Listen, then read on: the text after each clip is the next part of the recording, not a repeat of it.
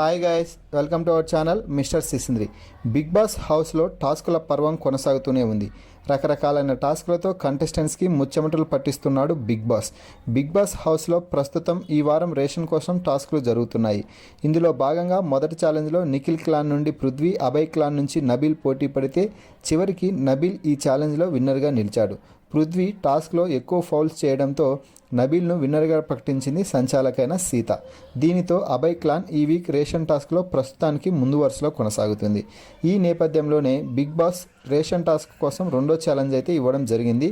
రెండో ఛాలెంజ్లో పోటీ పడే కంటెస్టెంట్స్ ఎవరో నిర్ణయించి బిగ్ బాస్కి చెప్పండి అని చీఫ్స్కి చెప్తే అభయ్ క్లాన్ నుండి ఆదిత్య పోటీలో పాల్గొంటున్నట్టు అభయ్ తెలిపాడు.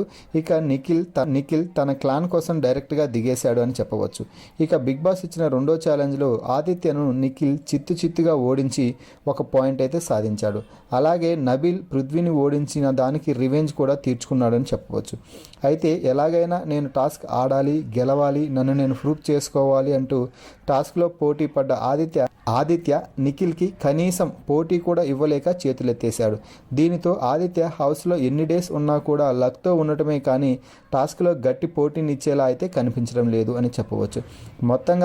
మొత్తంగా ఏదేమైనా కూడా నిఖిల్ రెండో ఛాలెంజ్లో విజయం సాధించడంపై మీ అభిప్రాయాన్ని కామెంట్స్ రూపంలో తెలపండి. Please subscribe our channel Mister సిసింద్రి.